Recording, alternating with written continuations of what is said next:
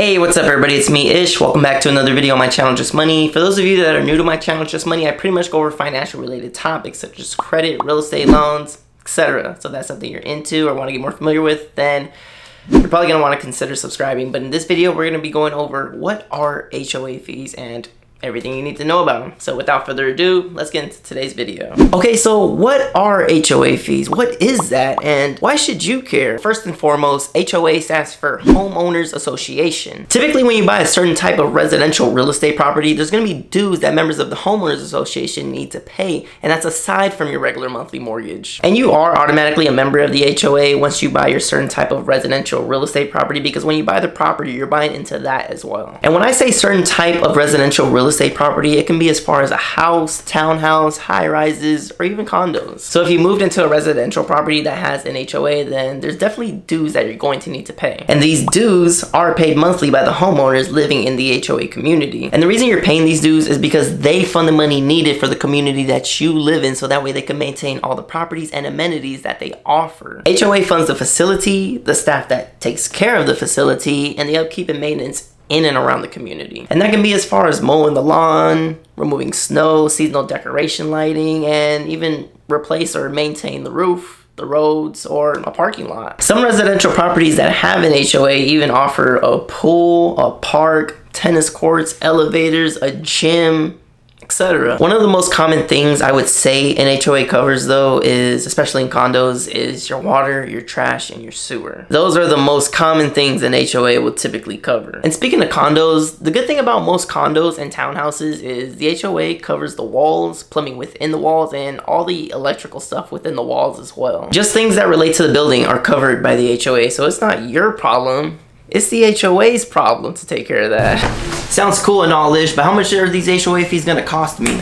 Good question, Afro-ish. So how much an HOA fee costs determines on where you live, and it's also based on what they provide. I've personally seen HOA fees go from as low as $200 all the way up to $1,600 a month. For those that don't know, I'm from Long Beach, California, and we have really nice high-rises and condos here in downtown Long Beach that go for over about $1 million easy. And the HOA fees for this particular condo I was looking at in downtown Long Beach go for about $1,600 a month just in HOA fees.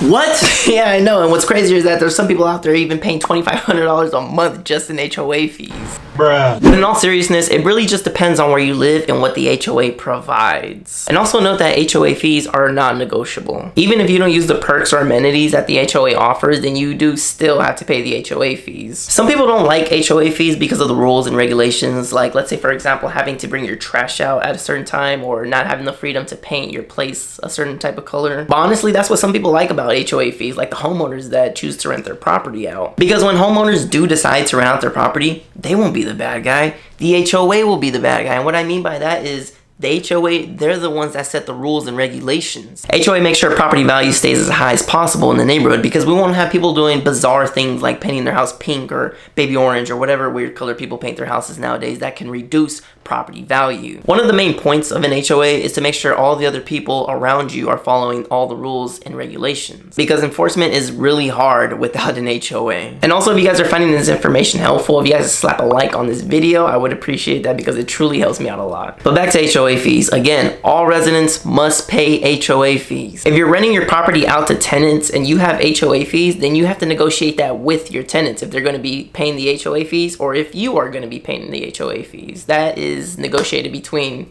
both of you guys. But no matter what, ultimately it is the responsibility of the homeowner to make sure the account is in good standing. And by the way, HOA fees are not a tax deductible if the property is your primary residence. However, if you purchased a home as a rental property, or it was your primary residence and now you want to rent it out, then HOA fees are now a tax deduction because it's considered a rental expense. You can also get away with only renting a portion of your home and still be eligible to write off HOA fees. The catch for this is you only can write off a percentage since you are too still living there. And also, if you lived in the property for a portion of the year and you decide to rent it out like the other half of the year, then you can still get a tax deduction on that. Only for the time rented out though. One thing to look out for before buying into an HOA is doing your own due diligence. tenants. See if they allow tenants. Check and see what the process is to get tenants approved to allow the property to get rented.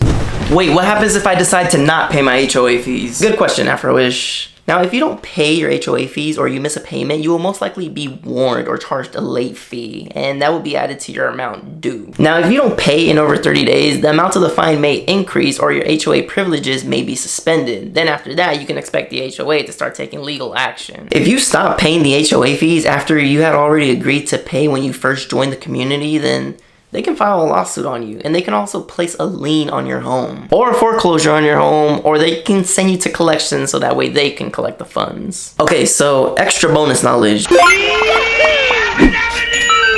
We also have a thing called HOA assessments. So what HOA assessments are is a one-time fee that the HOA charges to cover an unexpected expense. And an example of that could be an unexpected repair, large upgrades, renovations, or even delinquent homeowners. And that's pretty much what HOA fees are, guys. If you guys have any questions, comments, or concerns, leave a comment down below. If you guys made it to the end of the video, then I truly do appreciate you guys. We are at 2,658 subscribers at the time of this recording, so I truly appreciate everybody that watches the videos. And I'm also a real estate agent here in Southern California, so if you're looking to buy or sell, have any questions in regards to real estate, then I'd be more than happy to help out.